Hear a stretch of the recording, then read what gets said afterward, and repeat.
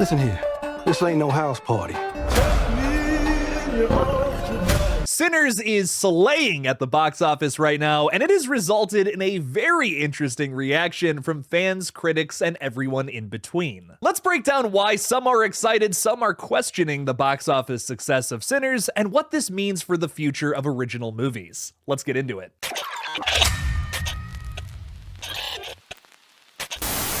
Hey everybody, I'm KillJoy Jake, and I saw Sinners during its opening weekend. I haven't had the time to put out a full review on this video until now because there's just so much to talk about regarding this flick, including its box office success and all the different things this one movie is able to hit on. I feel like I would be doing you a disservice if I just made a 5-minute long video talking about all the things I loved. There's so much more to Sinners than meets the eye. It's a movie that's had an instant cultural impact and may just counter what many studios are planning to do in the future. So let's get the stats out of the way first. After 2 big weekends at the theaters, Sinners has amassed $162 million, which is an incredible number for an original horror movie. This film was projected to have a pretty big opening weekend for an original. I mean, $30 to $40 million in both the US and Canada is a big number, but it flew past that and received $48 million. This is the best start for an original horror movie this decade. The last time we saw numbers this high was Jordan Peele's Us in early 2019. Sinners is even performing well in international markets, receiving $15.4 million during its opening weekend alone. I loved the film, but there are many reasons that contributed to this one having such huge success like this. First and foremost, Ryan Coogler has his fans, especially after the 2 Black Panther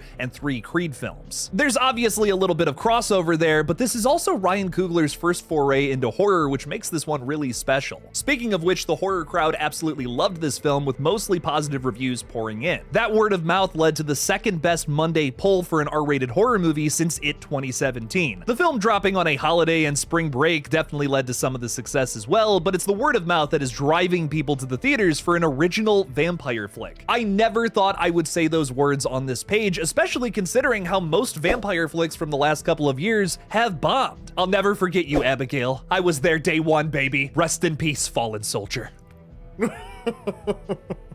What rubbish. Oh, this guy. Well, let's welcome esteemed film critic Rex Polymyth to the channel, everybody.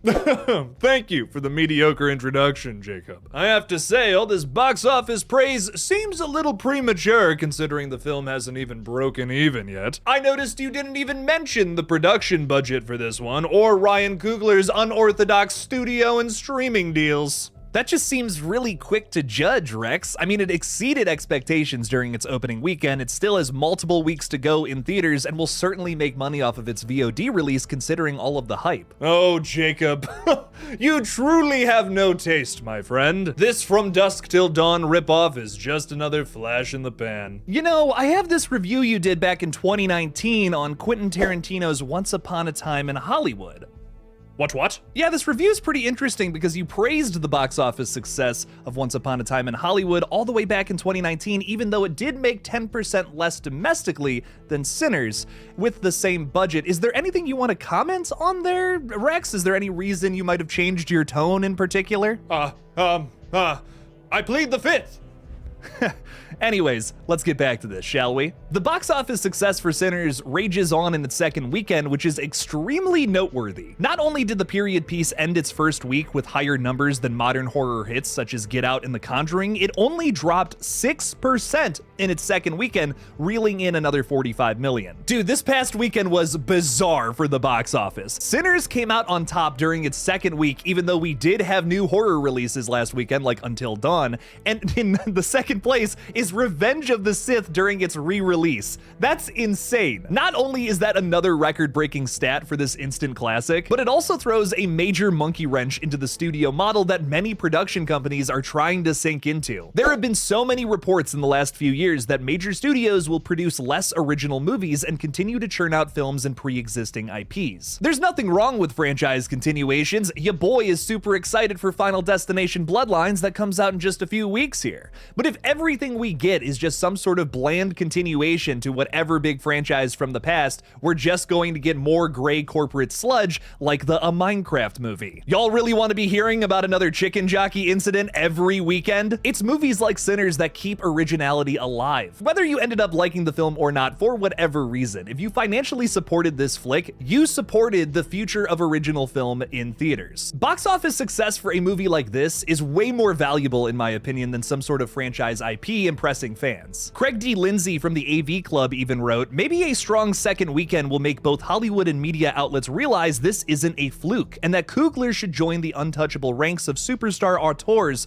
like Nolan, Tarantino, and Peele." I couldn't agree more. The guy has done so much in his career already, and he's kind of just getting started. I loved Sinners for a plethora of reasons. I don't even know where to start. It's one of those films that starts one way and transforms into a whole new beast halfway through. The drama that sets up this story is moody and atmospheric, yet constantly engaging. Each character is so rich with personality, especially both Smoke and Stack, played by Michael B. Jordan. It is so easy to fuck up twin characters, especially when they're played by the same actor like this, but Michael B. Jordan puts in the work and delivers two consistent performances under Ryan Coogler's precise direction. Smoke and Stack are similar, but they differ in ways that result in opposing fates for these two characters. My only complaint about this film is I feel like it goes on maybe a little long at the end, but I wouldn't change a thing about it considering the themes. That's the only time I really felt the drag of this one, getting to the mid-credit scene and then the post-credit scene, but it's so important to what the message of this film is ultimately trying to say. Some smaller details that I wanted to note is I loved both Delroy Lindo as Delta and Omar Miller as Cornbread. I think it really says something about a film when even the side characters can have such standout moments. Anyone walking out of this film can tell you how amazing Haley Steinfeld and Miles Catan are here, but even the side characters have some powerful and hilarious moments across the board. I feel like I learned so much about this universe from Delta's introduction, and then Cornbread was just splitting my sides the entire movie. I would hang out with Cornbread. We would be friends. Before the transformation, of course. I should say this now before I put any more spoilers in this video. Spoilers ahead! If you haven't seen Sinners yet, what are you doing? You probably have seen it considering those box office numbers though, let's be real. Even Lee Jun Lee as Grace has an extremely emotional moment once she realizes she can't get back to her daughter. I really thought the Chow family might have been one-note characters. They're going to push the plot forward by supplying things for the party, for the opening night, essentially. But we get this really emotional scene where Grace's character is so terrified that her daughter is going to get attacked by the vampires if they don't live through the night. It's heartbreaking. I loved it. Elephant in the room. Many people have criticized this movie for not being a horror flick. I have some thoughts on this. I didn't particularly find Sinners to be terrifying, but that doesn't mean it's not horror. The horror genre has always been a little political. It's one of the many staples that make this genre the great thing that it is. For example, Brandon Cronenberg's 2023 feature Infinity Pool, commenting on tourists acting disruptive in other countries, or 1974's Black Christmas, standing the test of time with its progressive feminism. You can call it woke all you want, but by definition, horror has always been this way. Terror is just one attribute to what makes the horror genre the great thing that it is. Either way, it's more about the tension and suspense that Sinners constantly makes you sit in. Sinners starts off with Sammy coming home after the bloody night he's just had, ready to accept what his preacher father has always told him. That's symbolized by the guitar neck that he still has in his hands, holding it with a death grip, by the way. You are held in that tension for almost this entire flick, up until the end. Will he drop it and give up on his dreams, or not? The drama and character arcs are filled with tension, but I also just love the entire scene where more and more people are turning into vampires outside, and it's slowly becoming a problem for those who are trapped inside. And maybe this is just a personal thing, but I haven't seen a climax that exciting in a vampire flick probably since The Lost Boys. Another criticism of Sinners I've heard is that it's too much like other horror films, and yeah, it definitely draws from some of the giants out there like The Evil Dead, The Thing, and like Rex said earlier, From Dusk Till Dawn. But this movie obviously does something that none of those three flicks do. It's using the vampires as a metaphor for Jim Crow, and in a more general sense, the dangers of groupthink.